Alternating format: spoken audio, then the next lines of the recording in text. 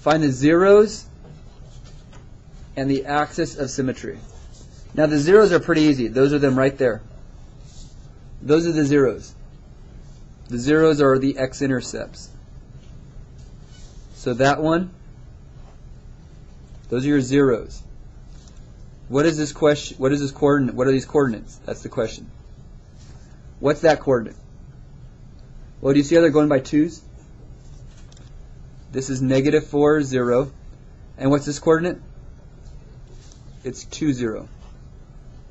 And these are your zeros. They're both your zeros. They're your x-intercepts. Your axis of symmetry is a line that goes straight through the middle. That's your axis of symmetry. It's a line that this graph folds on. Now, where does that line of symmetry go? Well, what line does it go through? What x value is it? Isn't it through -1? Isn't that crossing at -1 right here? So x equals to -1 is your axis of symmetry. Now, even though it doesn't ask for this, I still want to label it. What's my vertex? What's my vertex? Well, my vertex is that point right there at the bottom. What is the coordinate of that vertex?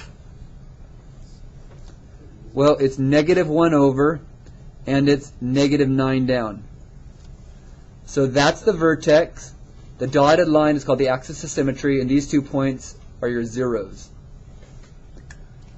Now, number 2, how would you find all those things, the vertex and the axis of symmetry? How would you find those 2 things without graphing it? Well, graphing is pretty easy. You just look. There they are. But when you don't graph it, first of all, let's focus on the axis of symmetry.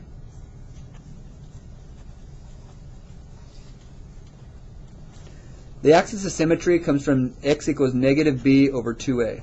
Now, there's the formula.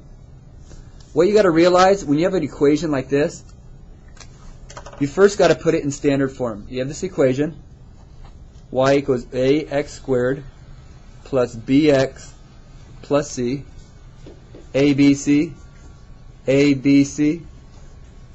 all quadratics. By the way, these are called quadratics. Parabolas have ABC. So, what is my A?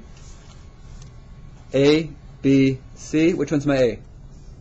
My A is 2. My B is -8.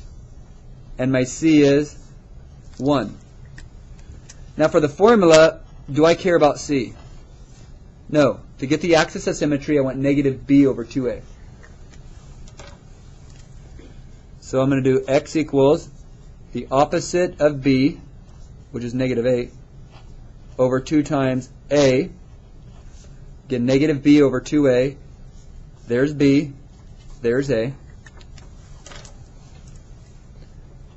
Negative becomes a positive 8. 2 times 2 becomes a 4. So this is 2. So my axis of symmetry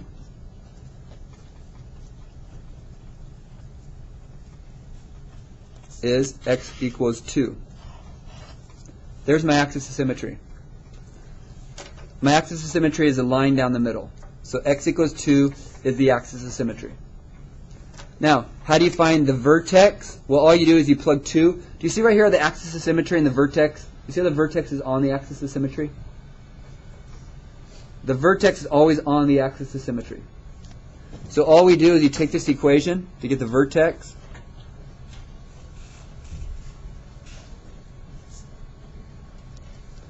And we're going to be plugging in that 2. So you plug that 2 into it.